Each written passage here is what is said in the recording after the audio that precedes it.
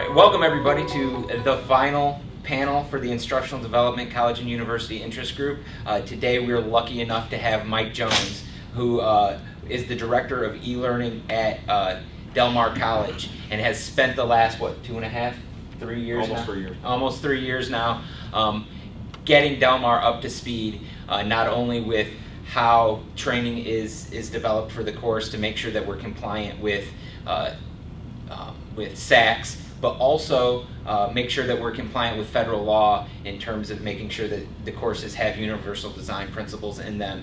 And so today he's going to share just a small piece of the knowledge that he's been gathering over the last 3 years that will be inevitably useful for anybody teaching online, hybrid, or even web-enhanced courses. So everybody, round of applause for Michael Jones. Thank you. And I would like this to be interactive, so bring in the questions anytime we have them. Again, Del told you, my name is Mike Jones, and for the past 29 years, I have been a speech teacher. 3 years ago, I was doing a report to the provost at our institution on December 7th, and he looked at me kind of funny and said, "Hey, I have a great idea. How would you like to be the director of distance learning?" I said, "Are you talking about next August?" He said, "No, I'm talking about next week." And when I went into that next meeting a week later, I went into the other vice president's office and said, "Oh, by the way, we're doing our SACT, which is the accreditation agency 5-year report, and we put together a 5-person team to do that project, and you're 1/5 of that team." And so suddenly I went from being a classroom teacher to suddenly having to learn the role of accreditation and distance learning throughout an institution. And so as we go through our presentation today, we're going to bring in a lot, kind of touch base a little bit. I've given you a couple of handouts, what we'll refer to as we go, and I'll explain some of that to you. So hopefully you're a little bit more prepared and the fear won't strike you as much as it struck me when I got into this. Okay, so I'm going to start out by giving you 3 numbers. 22, 39, 42. What do those numbers mean to you? 42 is our core. Okay, that's your core, okay. Yeah, it really does mean a lot, right? And so we start spreading out. So let's look at these for a moment. 22. It is from the 2014 U.S. Department of Education Audit Report on Distance Learning. In this report, it came out that the federal government gave $22 million in financial aid in a 1-year period to 8 institutions to support the distance learning of 42,000 students. In that 1 year, 0 credits were earned. So they started looking a little closer and said, we are providing so much funding into distance learning, yet we're not getting a return on that. And they said, if this has happened only with 8 institutions, what's happening nationwide? And so because of that, the scrutiny over distance learning has dramatically increased.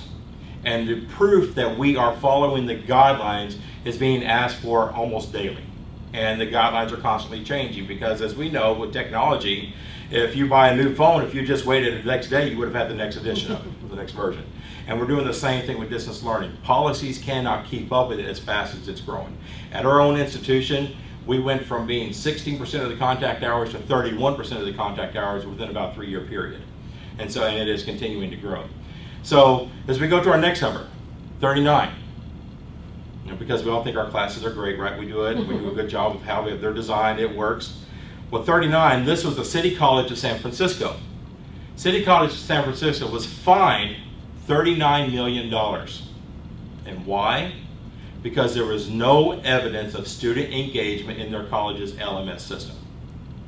Other than showing that the student enrolled in the class and received a grade for the class, there was no evidence whatsoever that the student was in the class. And why do you think that is? Any guesses? Because they were using other. They were using other platforms. Extra. They were using third-party platforms to where all the student data was being hosted on servers from different publishers.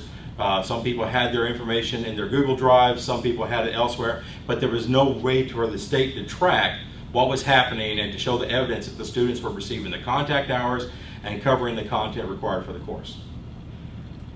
42. As you read the trend now, there's a big number at the end of these, right? 42, there was a college in Ohio who was fined $42 million, and that was because there was no evidence of faculty engagement in over 59% of their courses. Those courses, because of that, were reclassified as correspondence courses, and correspondence courses do not receive federal financial aid. So it gets a little frightening when we start looking at, well, we have to prove this, and what is a correspondence course? Because when I was coming up the system, a correspondence course is where I wrote a letter to somebody and eventually they would send it back.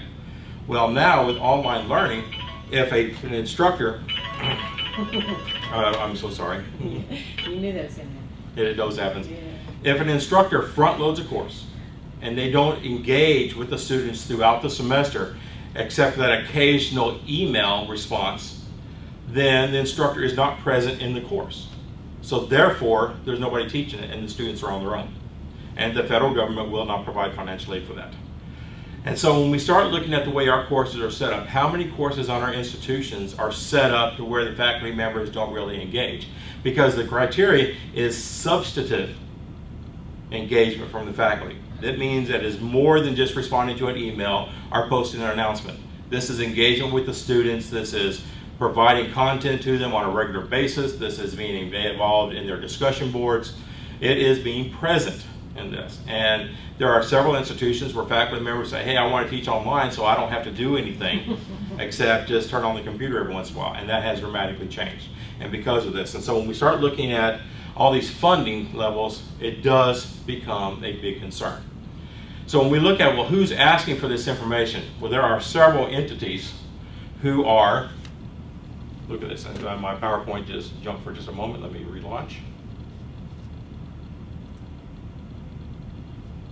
Okay. As of course with technology, because I'm put in charge of it, I'm the one who has issues with it. That's all right, it makes us feel better. It does, doesn't it? Okay, here I am right here. Okay. And that's one of the things too, PowerPoint changed, and they constantly change. So, okay, well, we're not going to work the way that you were accustomed to anymore. We're going to do this different. Okay, so let me just relaunch this just very, very quickly. And I know this is great on video, so I'm hoping they can edit this part out.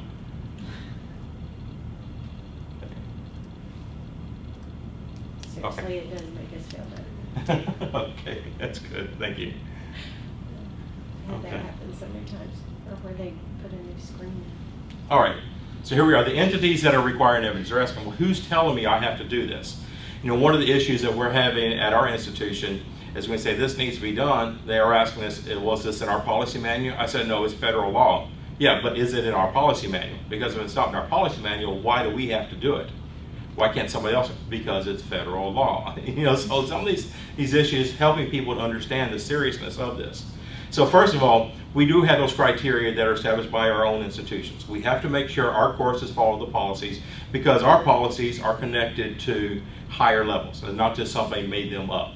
You know, one of the criteria for SACS accreditation is you must have the evidence to show how you followed the procedures that align with your institutional policies. Well, if you don't have policies established, there are no procedures, therefore no evidence. And these are the issues that we're finding in distance learning because nobody really thought it out or it's growing so fast they haven't been able to develop those policies because policies don't happen overnight. Policy development is usually a 1 to 2 year process for many institutions. And the issues have changed constantly. So we have, again, there's the institutional change. Then the next group is that we have is the, come on, let's do this again. Get away from there, stop doing that to me.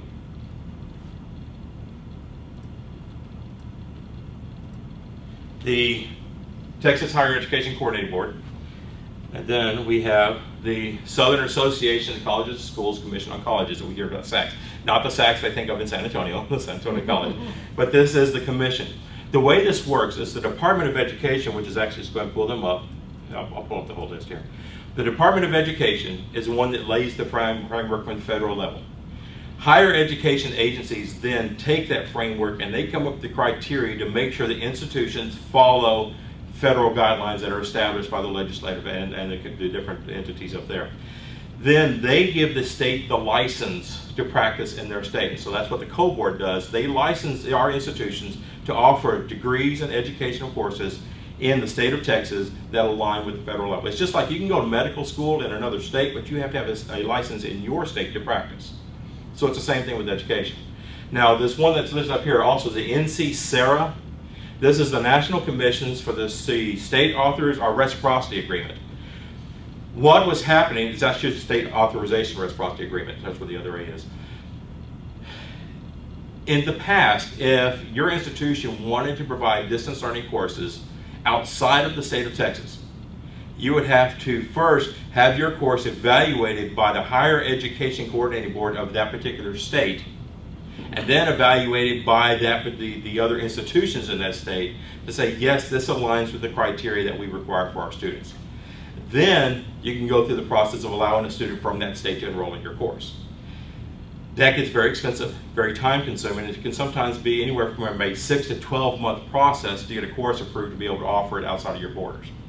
And so there was a group that got together, the Commission on the State Authorization Reciprocity Agreement, that they have said now if your institution aligns with all of these criteria, and if your courses align with all of these criteria that are not just SACS criteria, but are aligned with the entire nation's coordinating boards, the variety of them, then there is the possibility that you can give that course. And so every state has to join it, and then every institution has to be licensed by the state, again, to be a provider. And so with the community college level, several community colleges are starting to work into this right now. Several of our four-year institutions are doing this, but we don't have a lot of our community colleges yet. But there is a possibility very soon through one organization that they're going to be all of our community colleges in at the same time. That terrifies me. Having to be the person who is checking off on the accreditation at my institution, if I know I have this group of courses that are not following national-wide best practices, and those are going out there, that comes back on our institution. And it comes back on my staff, it comes back on the faculty that are my colleagues. And so it frightens me that we're not at that level because we don't have the evidence to support that we do. Okay? And that's something we're working to develop. The other two entities on here, again, the Department of Education, they are laying the groundwork, but they're also connected to a lot of the financial aid, the Title IV funding and what our students receive. And then, of course, there's the Department of Justice, and that is dealing specifically with Section 504, which is the disability accommodations we provide for our students. And then Section 508 is how we use technology to meet those accommodations. Okay, so when, for example, if you have a face-to-face class and you have a hearing impaired student, do you have technology in your course? I mean, we provide interpreters, but do you have technology that can also help them that would convert your spoken word to text for them to see that? If you have a visually impaired student, do you have something that could also convert your material into audio, your text to audio? And so those are some of the concerns that they're looking at. Well, when we get into distance learning courses, those students aren't in our classes. And so we really don't know. And unfortunately, we don't find out really until after the course has started. You know, the disabilities offices at our institutions can't come up and say, hey, this guy named Mike Jones coming to your class, he's deaf and blind, because they can't reveal that. You know, the student has a choice to self-reveal, but they are not required to. And so what we are doing at our institution is we're asking the disability service just to notify our office we have a hearing impaired student going into this particular section. And so we can go straight to that class and help make sure that they're meeting those accommodations so that everything's been captioned. Or we have a visually impaired, or we have somebody who is unable to use their arms, therefore they need to have another device to help them access. So some of the guidelines under ADA, for example, everything has to be keyboard navigationable. And in our world of touch screens, that doesn't work anymore. You have to still make sure that everything can be done through a keyboard. Everything that is video-based must be closed captioned. And this is even in the face-to-face class. If you show a video in class and then post it online for students to access later, if there's not closed caption, you have violated Section 508. Then all of these other factors as well. So you can just imagine how far this goes when we're dealing with just 508 components. Well, one thing that woke everybody up on 508 is it was published about a year ago that they were going to do a refresh of 508 to bring it up to current standards. And the federal government came out and they said, okay, you have every entity has until January 17th of 2018 to be in 100% compliance. This is all federal agencies and then all agencies receiving federal funds. So when we look at the institution of higher education, who's getting the federal funds? We are. But there's still some concern over, are we classified this way? Are we not classified this way? And so those are some disagreements right now on our community colleges exempt for this or not, our higher education, our K-12 exempt or not. And so there's still something they're trying to figure that component of it. We feel that it's best to be prepared and meet the standard anyway, because the bottom line is the right thing to do, to to make sure your stuff is accessible. Because not only are you serving the disabled student, you're really serving all of your students. It has been shown that closed captioning not only helps those who aren't able to hear, it also helps those who may be dealing with language change, dealing with a second language. It improves vocabulary. For example, let's say you're in a nursing course and all the medical terminology that's coming out, and you're trying to, well, how do you spell that? If they can see it and hear it, they're more likely to remember it, right? It's a whole, tell me, I might forget, show me, I will remember, that type of thing, so tying those in. And so when we look at the areas that are then requiring this evidence, we have, of course, well, and again, the technology, skipping a slide, there it is. Okay, some of the areas that are requiring evidence, this first part here, SACs. I gave you a list, some materials, which is this one here, it's got the colored columns. Okay, if you notice there are two columns on here. One of those says SACs COC, and the other says SACs and OLC. OLC stands for the Online Learning Consortium. The OLC has gone through and they have aligned a checklist for your program evaluation and course evaluations with all of the nation's accreditation agencies. And so not just SACs, but what we have in the Northwest, what we have in the East Coast area, what we have in the Central States. And so making sure it works all the way through. And so you'll see the second column, the ones that are indicated in yellow, those are the ones that are specifically OLC that are not in SACs, but they are in other education agencies. So if you're going towards SARA, this is what you need to make sure. If you notice, there's a lot of color in this column on both of them, on both sides. Distance learning is now relevant to 48% of the SACs accreditation. And it's frightening. Okay? And when you start looking through each of those areas, I mean, this is just a partial listing of some of the areas that we're working in. And so I wasn't able to print all this out for you. But what I did provide for you is this other list that gives you the URLs to every one of the documents and the forms that we use in doing this, and also my contact information is at the bottom of this page, so that you can reach out to me for more questions and help that you need off of that one. Okay. So going back to this, we have, of course, the Department of Education, and they're looking at both the student and the faculty engagement. One thing that is part of the Title IV requirement, in the past, as long as a student logged into the class, they were in the class. That no longer counts. Now they must either submit an assignment or take an exam, engage in a instructor or institutional assigned project or discussion group, and so that's where discussion boards come in, or have emailed their instructor with a course-related question. So now we're even looking at, well, how do you provide evidence of that? So that's the reason that when our institution, we're encouraging faculty to do all email communications through the LMS inbox. We use Canvas, and the Canvas inbox enables you to maintain a log of the communications. And so if it comes back and they need that evidence, then that evidence is there to show that the faculty and student were engaged. Okay. And I know it seems more like Big Brother's looking at them, and so we don't want to look at the content necessarily, but we want to see if those engagement records are there. Then also, one of the ones under that engagement requirement is that if they are on campus, there are also components that they have to verify that they were engaged in the course. So somebody coming and sleeping into the course are not engaged. Okay, and so they've got to be very, very careful in how we look at this. So that's all listed under Title IV, and so you can find some of those for attendance. And again, if you email me, I can send that particular ruling back to you, give you those guidelines. The other one, again, deals with the course definition, which we already mentioned earlier, with correspondence courses, and then faculty engagement.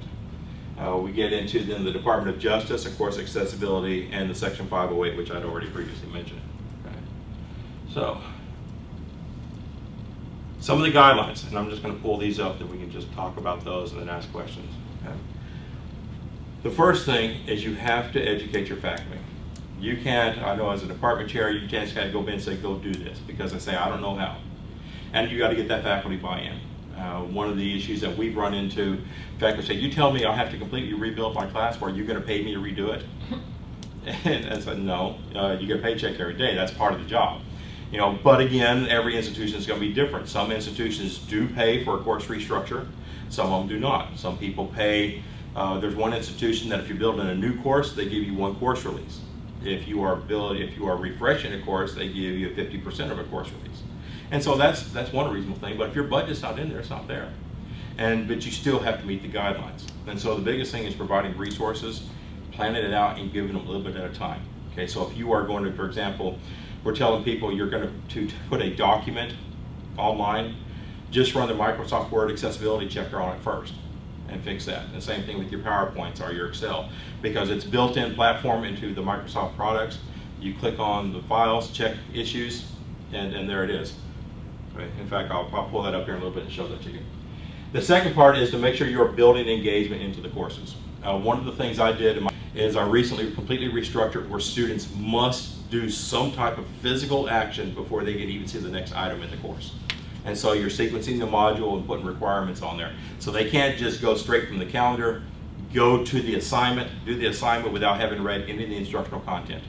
Because you have to show that they received this material, which would constitute your contact hour equivalency. Now, a 3-hour graded course, you've got to have 48 contact hours.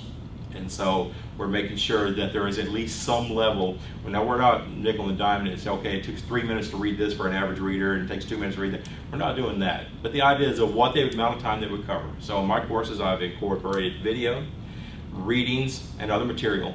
And be very careful also if this is a face-to-face class and what you're putting in there would be a homework assignment, such as writing a paper, then that would be homework also in an online class. That doesn't replace a lecture. And so you're looking at, are you giving readings of instructional content? And then the other activities would go beyond that. A contact hour equivalency is 1 hour in the classroom, 2 hours outside of the classroom. That's how those are measured. And so you need to make sure that there is enough built into the course that students are going beyond just a simple, I can get through this in 1 semester. Or, no, that should be 1 semester, in 1 weekend. Because I've seen some courses like that. I saw one where I could actually have finished the entire course in less than 8 hours. And so we had to take that faculty member and show them how to completely rebuild that course with those instruments. And then a lot of it, again, they don't know. Because so many of us are going into distance learning, we said, yeah, I'll do it. And so everybody said, we'll go figure it out. So we've been going through that struggle. So we're trying to get that consistency and the patterns and the procedure set up there. And so again, building engagement to where not only are the students having to do something, but also it's set where the instructor at least weekly goes in and posts something to a discussion or puts some type of interaction out there where they are contacting the students. It could be, hey, this week we're going to do this and this and this. I want to go to the suggestion board, throw me your questions here and I'll respond by this time. And again, it's a measure of engagement in there. The third thing on here is one of the big questions in SACS, because distance learning has grown so fast and publishers say, hey, you know what, we have a course pack, you can just plug it in and then here's your entire course. And there are so many of them do that. Pearson has the My Lab platforms, so my math lab, my speech lab, my science lab, my political science lab. And those are complete classes that are set up where you just go in and set the dates on the assignments and it's done.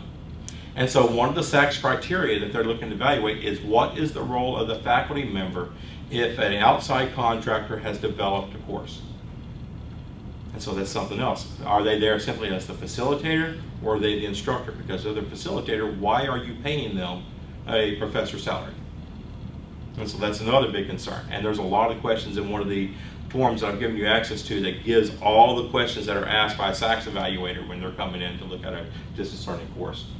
Of course, building accessibility, and that is everything that you build. If you're going to do video, one thing about this, and it's highly encouraged, don't have somebody go up and videotape an entire class and say this is it. You know, so go home, watch this hour and 20-minute lecture, because students aren't going to do that. The idea is to take your content, chunk it down to no more than 10-minute videos, and to do that either in your office at more of a chat type environment and not in a large auditorium type, again, because you get better sound quality, you get better interaction from that, and students are more likely to fill up their phone between classes and say, okay, I'm going to watch this little 5-minute reminder video for this concept. Okay, it's more of a tutorial type base. You need to evaluate your courses. So many distance learning courses are not evaluated, and there are several groups out there. Quality Matters is one of the most popular. Quality Matters is a nationwide program that goes through and looks at the content of a course to make sure it follows all the best practices that are there. Quality Matters is not it's an expensive program, and it takes a lot of training, and it's very restrictive. For example, if I'm Quality Matters and you're not, I can't tell you what Quality Matters has in it. Those have the guidelines, and so we have to be careful with that. Quality assurance is another one that's out there with very similar and similar criteria. What we're using in our institution is the Online Learning Consortium guideline, because the OLC has quite a bit of material out there, and I'll show you guys a resource that we're going to use here in just a minute when I get to this. And then of course you want to go back and evaluate your program. And so when you're evaluating your program, again, use some of the criteria that's on here. If your institution is a member of the Online Learning Consortium, then you can use their checklist, and it's a great checklist to use, or you can use some others, but you need to evaluate the program. Okay? So what I'm going to do very quickly, if this is going to let me do what I'm asking it to do, is try to get this computer online with the meeting again. We should have right here. That's where we're at. And I want to just show you some of the resources that we have for our faculty at our institution. And I'll open up questions as I do this. So if someone's, while you're answering questions, if someone's teaching a course and they're using My Math Lab though to supplement their face-to-face instruction, then is that adequate instructor interaction and meet those criteria? Yes. Okay. I'm actually glad you asked that question, Barb, because when we're dealing with, hold on just a second, I can't talk Sure, about it. yeah, I know, I wondered about that. I can't do that. That's right. It's still kind of kicking out of this. Why is it not taking this? Okay, because we are in the meeting setup. And then Oh, you're sequencing the course. I know a lot of online instructors who open their entire Class at one time? class and a student can work at their own pace. They have to go back and participate in discussions if they want those credits. But does, that seems to me that that would be an issue with that. I guess, well, if they open it, no, they couldn't open it all at one time. If they had, well, if you did this and then that and then this and then that. The problem with a self-paced course Yeah. is also classified as a correspondence course now. Well, that's what I wondered. And so you can't really say, have this done by this date in the entire course. It needs to be chunked out there to where, okay, you have week one or within this 2 week period, this is done. That's a little bit better because it shows engagement over the length of your semester. But you can't just say, hey, have everything done, because then you have that student who's going to try to get it all done that last week of the semester. Yeah. I had a student call me about my speech class and say, hey, yeah, I'm ready to start the class, and it was the first day of finals. He says, I can get it all done this weekend. I said, I don't believe so. No, I don't even open my next module till the next module. That kind of Right. thing. Everybody's on the same schedule because it'd drive me crazy otherwise. Well, my class Assignments all turned in at different times. is set up to where a student can track through the content, but they have to go through all the modules. But I have exams that are locked at certain times that they Right. have to complete this. They have to post assignments by this date. They can't just turn in their speech whenever it appeals to them. They have to have it in by a certain date because other people in the class are having to respond to that. And so it's Right. built to have some freedom and flexibility, which is what distance learning is supposed to do, but also it's to maintain the content, the continuity of your course. Is there requirements for student-to-student engagement, right? That is one of the pushes, and it's not in SACS yet, but it's coming. And this one is, they're wanting you to show that there is social engagement, because also with our state requirement for social responsibility, that there's a degree of social engagement involved in the course as well. And they're wanting to build communities even outside of your course. So now we have our student organizations, we have our learning centers, our tutoring services, those type of things. So they're starting to look now, are you going beyond just your classroom?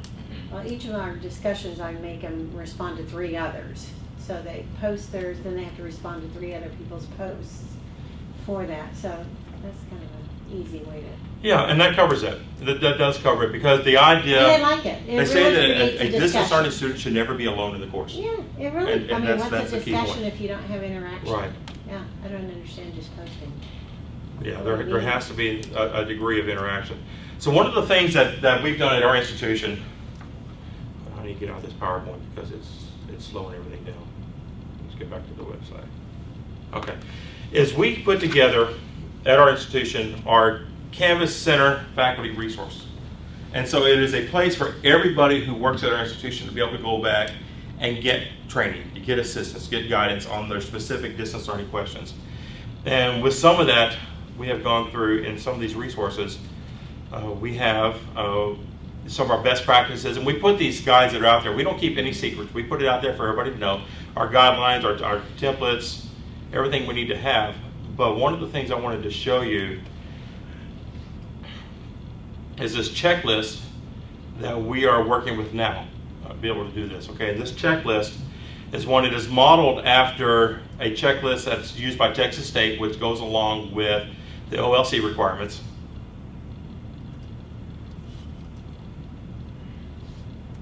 And in that, let's see if can you all see that okay? Yeah. Where you are? Okay. So one of the things that, several of the things that SACS will ask us for, first of all, we need information of the course, and we look at what is the format. So web enhanced is a term being used for a class that is your fully face-to-face, but uses this technology resource in the class. Now, one of the requirements, again, that technology resource must be fully ADA compliant if they're going to use it. And so whether it be My Math Lab or whomever, so this goes into more of your procurement also. If you are using current publisher material, they already know that they have to be compliant if they want to keep their customers. And so new material and what they're using now, new editions, those do have what you need to have. If you are using an older edition of your textbook, they are not going to go back and do their legacy material to update that because of the cost. And the cost is expensive. When we even talk about closed captioning ranges anywhere from $1 to $3.50 a minute, depending on what agency you're using. Or if you do it in-house, some people use Google, or they use YouTube, and then they use the auto captioner. Well, that auto captioner in YouTube is why MIT and Harvard were sued, and also Berkeley were sued, because of the accuracy of the captioning. It's no more than 70% accurate, and that's if you are clearly spoken without any type of speech inflection or patterns, and so that becomes an issue. And so you have to make sure that your captions are accurate, and at A&M Corpus Christi, they have somebody who goes into every video that is auto captioned, and she takes the time. She said for every hour of video, it's about 6 hours of caption editing. So it is time intensive. That's the reason also 10-minute videos instead of hour-long videos. Yes? So what if your institution doesn't have a plan for closed captioning? And I mean, we all use YouTube videos, and that doesn't have that accuracy. What would you recommend? Learn to edit it. Well, here's the problem too. If it's not your video, you can't edit it. No, you can't. You know, but what we have done, and there's the thing, okay, when you are closed captioning a video, if you have another product, or even if you do it in-house, you are not altering the content of that video as long as you're accurate. And so you have that flexibility under copyright. You haven't changed it. Right. You haven't modified it in any way. You have just taken another file and laid it over on top of that to make it more accessible. You would hope that the other person would do that for you. And so our first step of action is for you to contact the producer of that video and request that they caption it. And if they say, oh, we don't want to do that, and you can say, would you give us permission? And you have written permission to do that. And that's why you protect yourself. The other option is, again, to go back and to take that audio track. We use a company called rev.com that we'll send our videos to. I'll send them a URL. And usually within about 3 hours, I've got my captions back. And it's $1 a minute. With either community college system, VCT is working to provide funding for that, so you get a certain amount from them that they will pay for. And the reason I learned about this is a year ago, one of our speech instructors got an email from a student about 10 days into the course and said, I am hearing impaired, and I need all the videos in this course captioned, including all my peers' videos that I'm having to evaluate.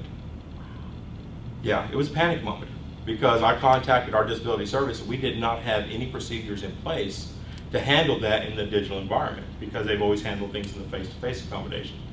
And so we had to first get permission from the student to reveal his disability to his team, because they were at least in small groups, at least I was a part there. So I didn't have to go back and caption 25 speeches. It was just the 5 speeches in his particular subgroup.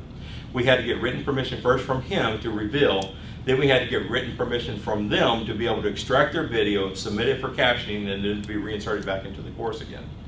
Then we had to learn how to do that. Okay? And so that's what I wound up having to learn pretty much overnight. And this is a problem with distance learning. When you receive a request for accommodation, whether it be a face-to-face or an online course, once the date of notification lands, you have 10 days under federal law to become 100% compliant. And so this student came back and said, okay, I need these videos captioned. And we're fortunate that we have built the speech course where we already have captioned the instructional content. And so it was just the student videos, which, you know, you have a 5-minute video, there's $5. And so it was fairly affordable to get that taken care of. But then when we went back, he said, oh, also I need all of the online speech lab videos captioned.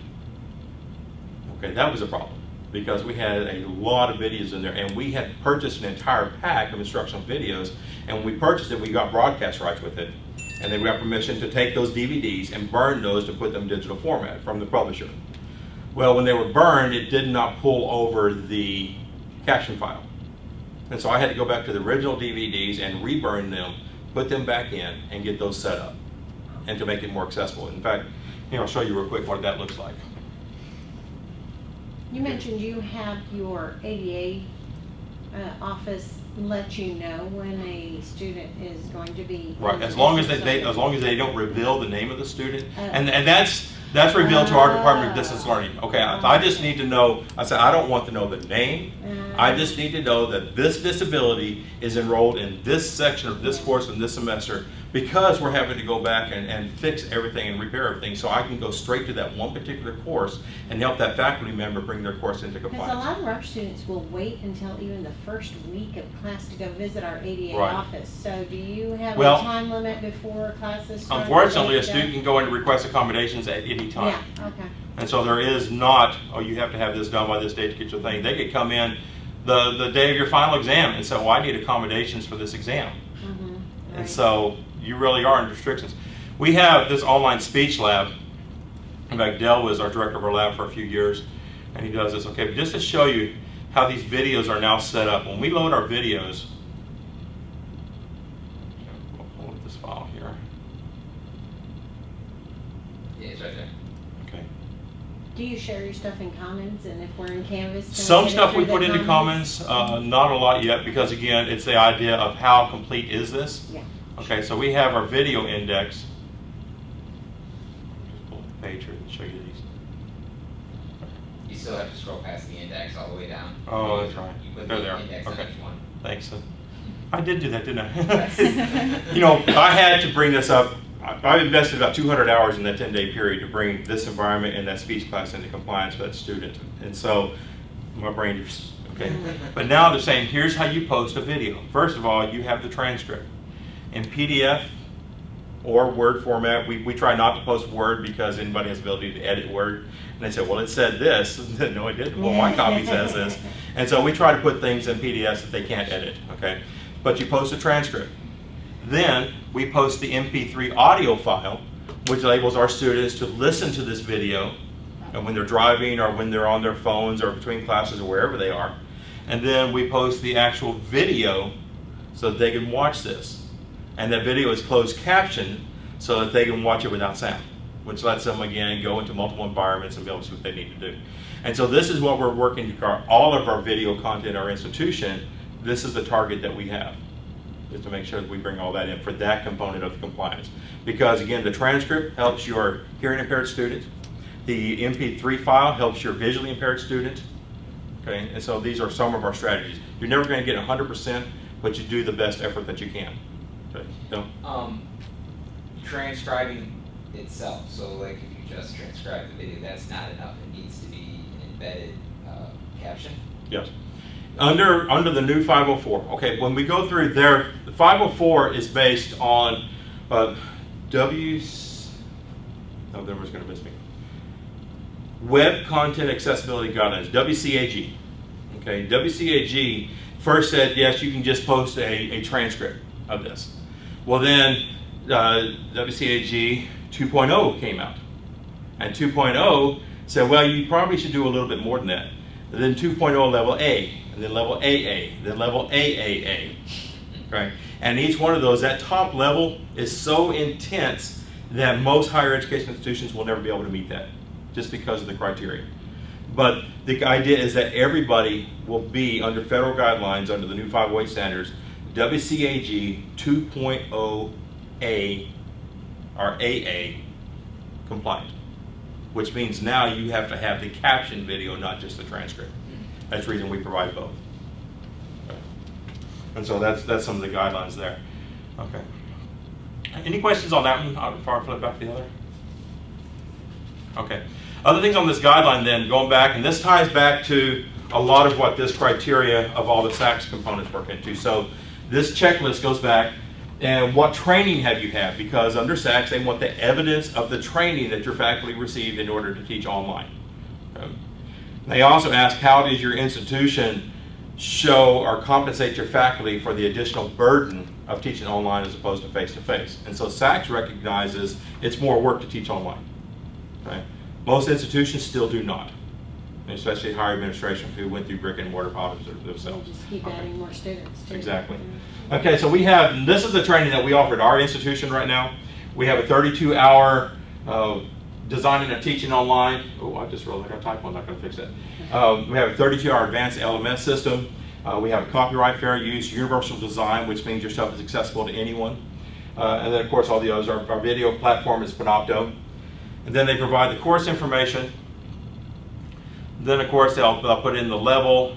Then they start going back through in these components and looking at introductory course materials. And these are all self-reported by the faculty member.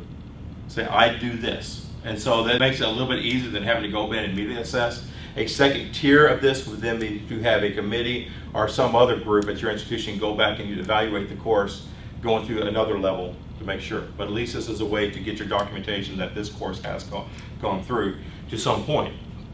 And so it looks at the course content.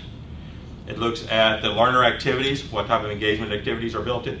The communication and interaction, which deals with our student engagement with each other as well. Then the technology, and are the students prepared, and our technology resources. For example, we had one faculty member who has been teaching the same course since 1995, and he has not changed it since 1995.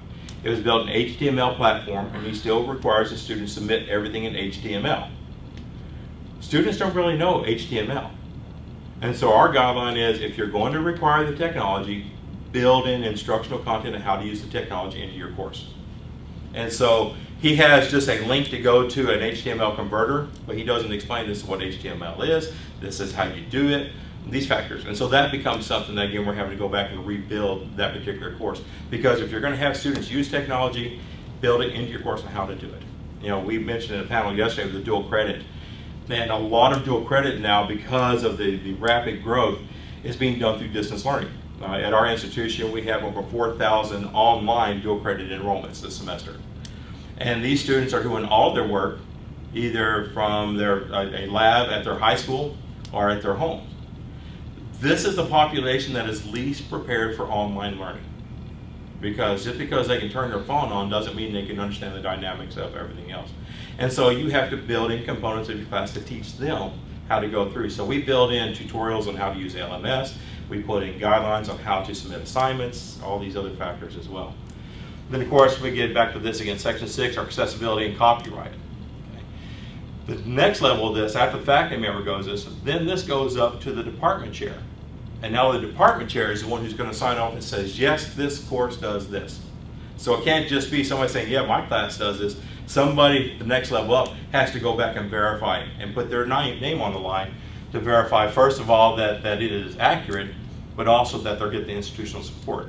Because then it goes to the department chair, then it goes to the vice president of academic affairs or the provost, whoever. Because the bottom line is, when that accreditation report goes off to SACS, that's whose name is on the bottom line. And so this is saying, yes, my institution supports this. Yes, I verify that this course meets these standards. So it's a high level. And so you notice that this is a draft right now for ours because we're passing this by our faculty. But it is modeled after one put together by Texas State University, following all of the OLC guidelines. Again, it's frightening when you think about everything that you have to provide evidence for when you go into this, and then everybody. But by having this go all the way up to the top level, you're making sure you're going to wind up with a level of awareness and a level of commitment for distance learning. Is your office currently going in and re-evaluating? You mentioned some older courses. Are they re-evaluating all the courses that are taught online? Not yet. And the reason for that is right now just my office is 2 full-time and myself is a part-time because I'm still faculty as well. That's what we've done. And so we just don't have the man hours to do a lot of this. And so we're hoping to put out these self-report instruments and have the faculty members use a self-report instrument first as our first level. and help them become aware, because they get, well, wait a minute, I don't have this type of interaction built into my class. How do I do that? Well, then that's when we go back to our trainings, or we offer face-to-face training, we offer online training, and then we have our trainers, people train. For example, Dell's one of them. We have a core group of faculty who have gone through every training course we offer, and they now have become mentors throughout the campus. And so if they can't get into our office, they can go to somebody else and get that understanding. And how is this impacting web enhancement of your face-to-face courses? The web enhancement, we're still, part of it is teaching people how to use Canvas to begin with. As you know, Del Mar College is in Corpus Christi, and that hurricane came really close. In fact, it flooded the basement in our library, so I couldn't get up to my 5th floor office using the elevator for quite some time. Yeah, fun. I don't like stairs. Good exercise. Yeah, it was. I planned my trips. I will go up once, I'll come down once. That's the day.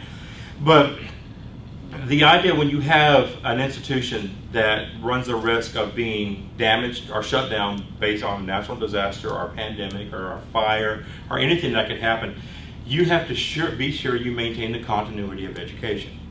And that's the reason we're asking all of our web enhanced classes to have a Canvas presence, because it's cloud-based, and if a classroom gets shut down, then it can immediately flip to an online. You're still able to provide your resources to your students. And so that's how we do with our web enhanced, and even our hybrid as well too. We make sure they all follow the standard. And so we don't make our web enhanced faculty go through the full extensive training that we have, those go through. But they do a 3-hour training that deals with, again, here's how you use MS, here's the accessibility guidelines, here's pedagogy guidelines, for just having a basic understanding of how to teach distance learning.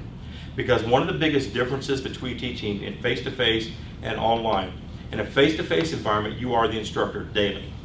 In an online environment, you are the facilitator, because your course was already built and your instructional content has already been provided.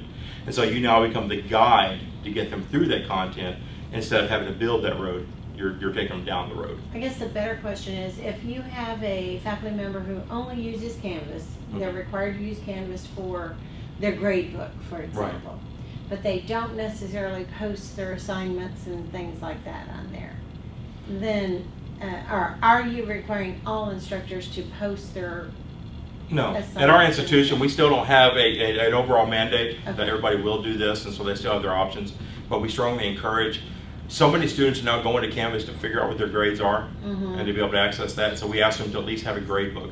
Even those that are using the MyMathLab and these other platforms, through the integration tools that we have between the third-party products and the LMS, that grade book can be imported and recorded in the LMS. So therefore, you have your record of engagement. But if they're just keeping the grade book and they just If it's put just grade book, quiz 1, right. take it in class, Right. they don't have to worry about the they ADA don't have to know. issues on that. Well, unless they put video.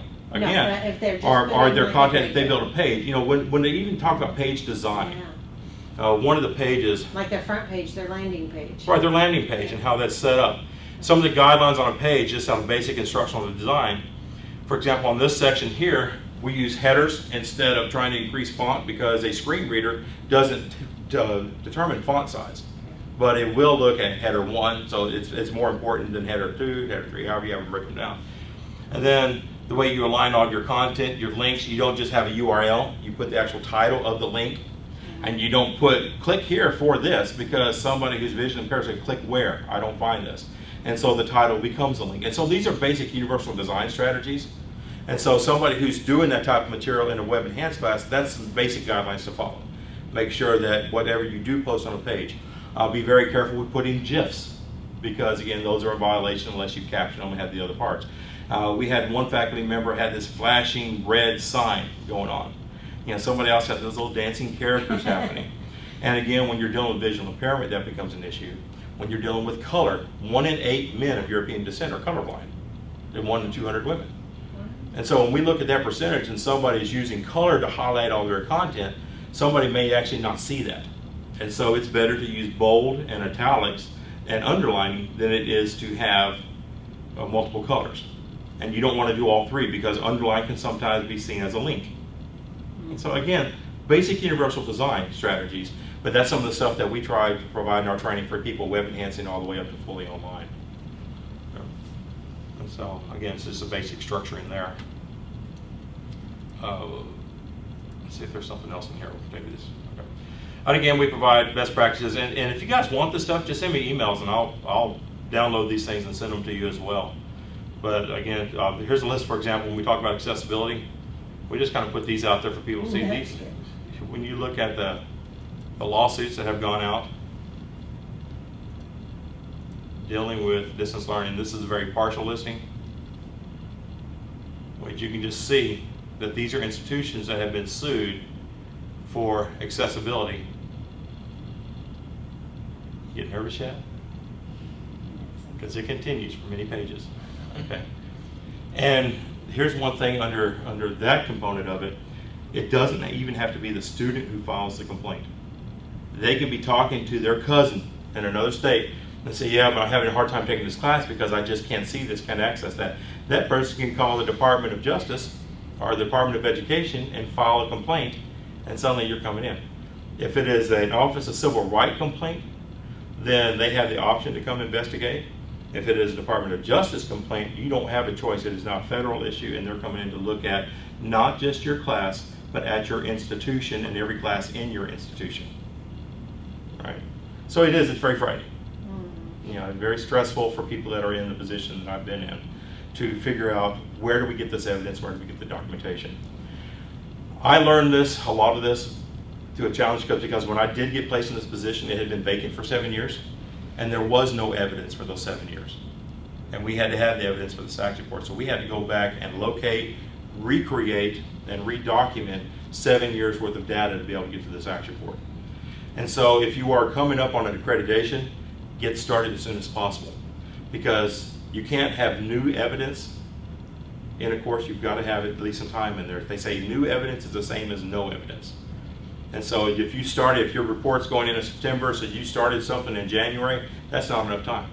You need at least 2 years worth of data to back up your claim that you are doing this at your institution. Are y'all using the same faculty evaluation instrument for your online as you do your face-to-face? Yes. Are you? Yes. And right now, we have the ability to go back and add additional questions, and we're working on doing that. We have to be careful. We don't want to give evaluation fatigue to students that are doing it. But the next level plan is that, okay, if you're in an online section, you get this additional 6 questions. Oh, you're talking the student eval. For the student evaluation. Yeah, no, I'm talking we're talking about faculty evaluation? Like currently, yes. A chair or a peer comes and evaluates your face-to-face Yes. course. Do you use the same exact instrument for your online? Currently, yes, because again, policies and trying to get the change. And this is one of the biggest challenges. You know, the Higher Education Coordinating Board and the legislature came out with post-tenure review component of it, to where even full-time tenured faculty have to be evaluated every 5 years, or is it 3 years? Every 3 years. Okay, where you have another colleague of your same equal rank level come in and evaluate you and do the report. Well, for the first time, we have some faculty that are all online. And so they're saying, well, how do I take what would be a one-class evaluation and suddenly do this in an online evaluation? And so we're having to develop new procedures for that. One of the things that was done recently, in fact, Amy was just evaluated for this a couple of weeks ago. She had the person come in and she walked him through the entire course and the way it was structured and showed him the different components of it. And so he was able to see the layout, the engagement, see the assignments, see the instructional content. And so that's where having a well-developed course can also meet those same criteria. Okay. All right. I've been given the high sign to be silent. So thank you so very much for attending this panel. Thank you, Mike Jones, for giving all of this valuable information.